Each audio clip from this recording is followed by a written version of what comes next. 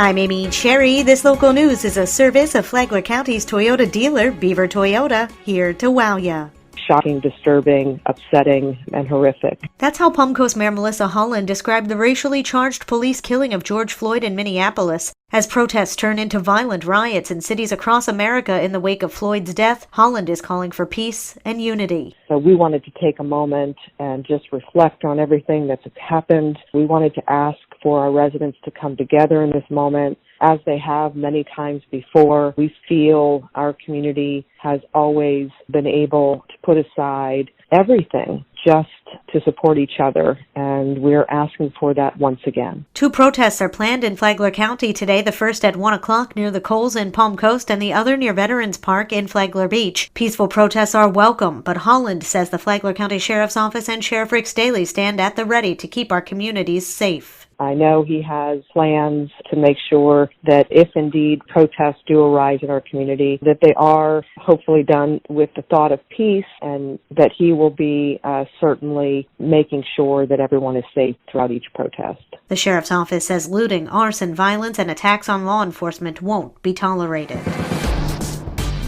A Palm Coast teen is charged with animal cruelty. On Monday, a call was placed to the Flagler County Sheriff's Office about a possible animal cruelty problem. The caller said that her nephew had just shown her a video that was posted on social media by one of his friends depicting animal abuse. In the video, a juvenile male can be seen holding down a small dog by the neck and repeatedly striking the dog with a leather belt before throwing it into a crate. Sheriff deputies spoke with the 16-year-old suspect at his home and found that he had been trusted to care for not 1 but 2 dogs. Palm Coast Animal Control went to the home, took both dogs for safekeeping, and both were immediately transported to Flagler Animal Hospital to be assessed. Flagler County Sheriff Rick Staley. I really hope he gets the care and treatment that he needs, as studies show that when you abuse animals, you grow up to abuse humans, especially in domestic violence. A tragic case, but the dog was rescued and is safe with Flagler Animal Control. The juvenile was arrested and charged with animal cruelty, and he was turned over to the Department of Juvenile Justice. From the WNZF Newsroom, I'm Rich Carroll.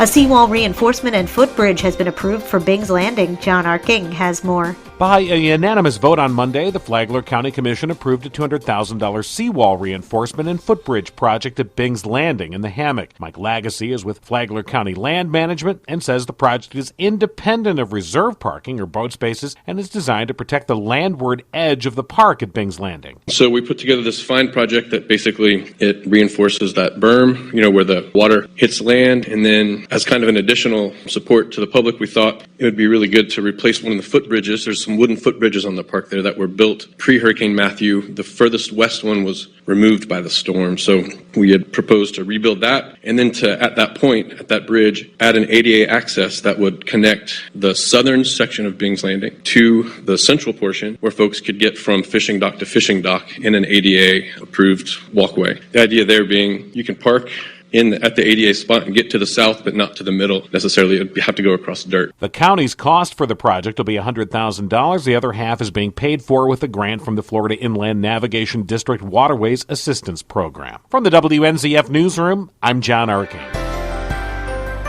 You have supported the healthcare workers who have cared for all of us. That's from one John Suber with Advent Health Flagler. I want to just shout out to our community. Suber said that there's been an outpouring of support for the heroes, the frontline staff who comes to work every day. We've received over $100,000 of in-kind gifts, from food to candy to a ton of masks. Suber said just last week the Foleys donated 1,000 $5 gift cards. He said that the community as a whole has been fabulous. To listen to the interview, download the Flagler Radio app and then go to the Free for All Friday podcast. Tomorrow, robotic surgery. From the WNZF Newsroom, I'm Deb Albertson.